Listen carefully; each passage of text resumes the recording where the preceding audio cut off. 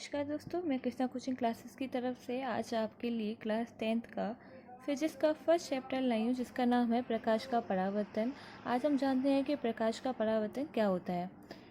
प्रकाश का परावर्तन, जब प्रकाश की किरणें किसी सतह से टकराकर वापस उसी माध्यम से लौट आए तो इसे प्रकाश का परावर्तन कहते हैं।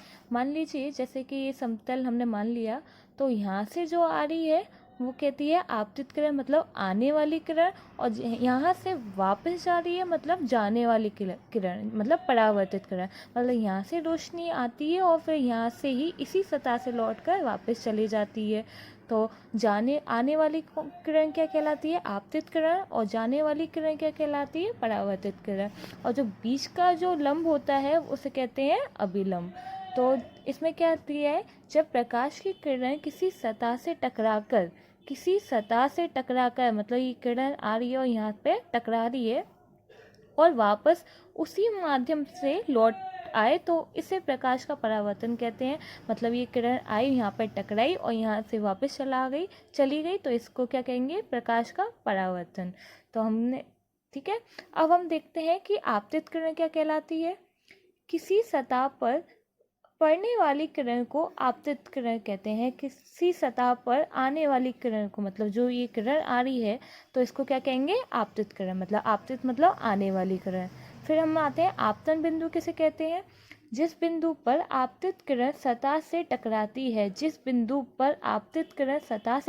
है, तो हमारी बिंदु क्या थी? ये वाली बिंदु थी। तो आपतित किरण क्या हो रही है? यहाँ पे टकरा रही है, तो इसको क्या कहेंगे? आपतन बिंदु। जिस बिंदु पर आपतित किरण सतह से टकराती है उसे क्या कहते हैं? आपतन बिंदु कहते हैं। परावर्तित किरण किसे कहते हैं?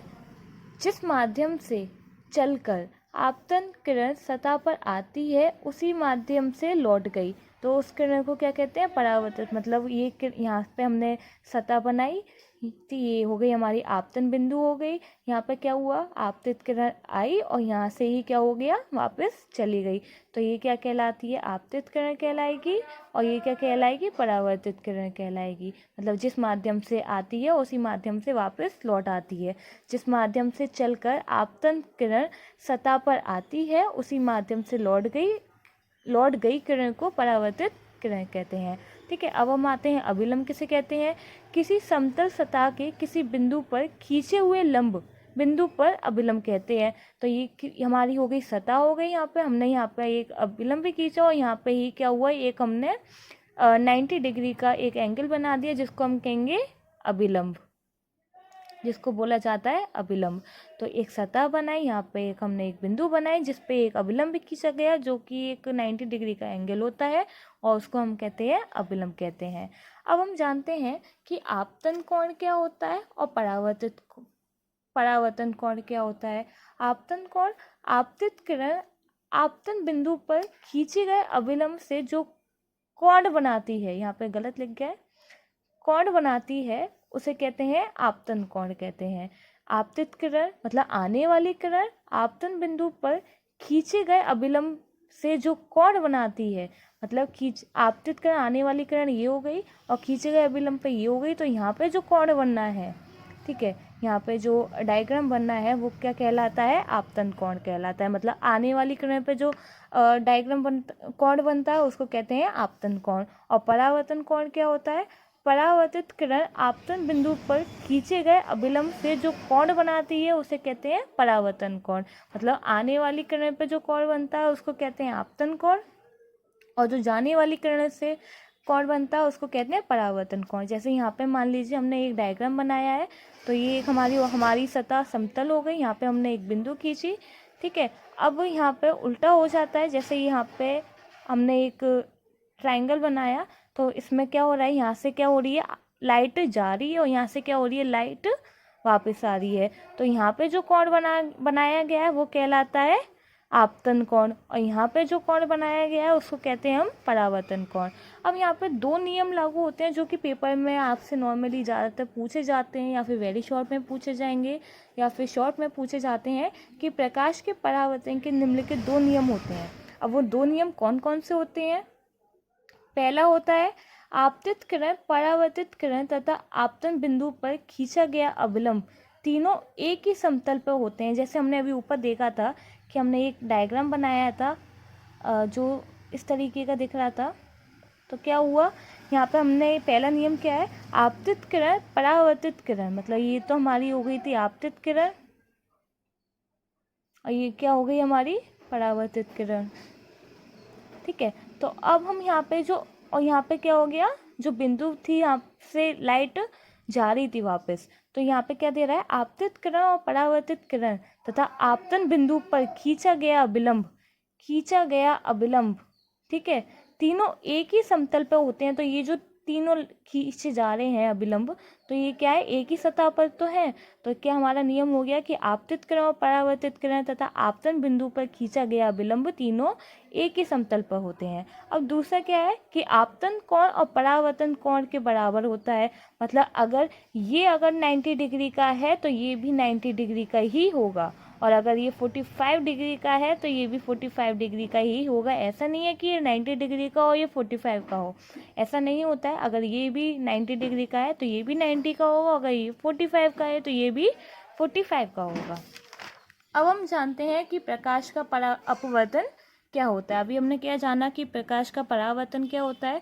जैसे कि एक एग्जांपल से आप एक और इजीली समझ जाइएगा कि अगर आपको एक रूम में बंद करते हैं तो अगर उस रूम में किसी भी तरीके की लाइट नहीं आ रही है तो आप किसी भी चीज़ों को नहीं देख पाएंगे। जब लाइट आती है, प्रकाश एक ऐसी चीज़ है जिसको आप नहीं देख सकते हैं। जब प्रकाश आता है तभी आप उसी चीज़ को देख पाते हैं, किसी वस्तु को देख पाते हैं। ठीक है, तो प्रकाश का परावर्तन जान लिया। प्रकाश का अपवर्तन जानते हैं कि अपवर्तन क्या होता है।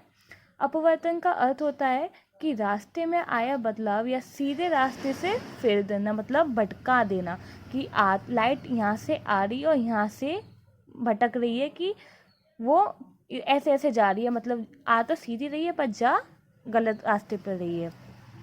अपवर्तन का अर्थ होता है रास्ते में आया बदलाव या सीधे रास्ते में फेर देना, मतलब सीधे रास्ते से उसको भटका देना। इसी प्रकार प्रकाश के परावर्तन की परिभाषा इस प्रकार दी जा सकती है कि जब प्रकाश की कोई किरण किसी विरल माध्यम से किसी सघन माध्यम में, अब आपके मन में ये आ रहा होगा कि विरल माध्यम क्या होता है और सघन माध्यम क्या होता है। अभी आपको बताऊंगी कि विरल माध्यम क्या होता है और सघन माध्यम क्या होता है। तो कोई किरण किसी विरल माध्यम से किसी सघन माध्यम में प्रवेश करती है तो वह किरण अपने मार्ग से थोड़ा सा विचलित हो जाती है, इसे ही प्रकाश का अपवर्तन कहते हैं। अब हम इसको एक एग्जाम्पल की तरह समझते हैं। जैसे कि मान लीजिए आपके घर में भी एक गिलास होगा, जैसे यहाँ पे मैंने एक गिलास बनाया है, इसमें पानी भरा है, और अगर आप इस पानी में इस गिलास में एक पेंसिल डालते हैं तो जब आप उसे देखेंगे तो पेंसिल क्या होगी, ऊपर से तो दिखेगी सीधी और नीचे से ऐसा लगेगा आपको कि वो थोड़ा सा थोड़ी सी साइड में है। ठीक है, तो जो आपका जो ऊपर वाला माध्यम होगा तो वो क्या कहलाता है, विरल माध्यम कहलाता है, और यहाँ से जो पेंसिल थोड़ी सी इधर उधर हो जाती है वो क्या कहलाती है, सघन माध्यम। इधर उधर नहीं होती है, बस वो प्रकाश की वजह से आपको ऐसा लगता है कि वो थोड़ी पेंसिल वहाँ से थोड़ी सी हट गई है। तो जो ऊपर वाला माध्यम होता है जिसको हम कहते हैं विरल माध्यम, और जो नीचे होता है उसको कहते हैं सघन माध्यम। तो ये लाइट की वजह से होता है, ऐसा नहीं है कि पेंसिल रियल में ऐसी हो गई होती है, नहीं ऐसा नहीं है। वो लाइट आती है इस वजह से वो उस तरीके से हमें दिखाई देती है।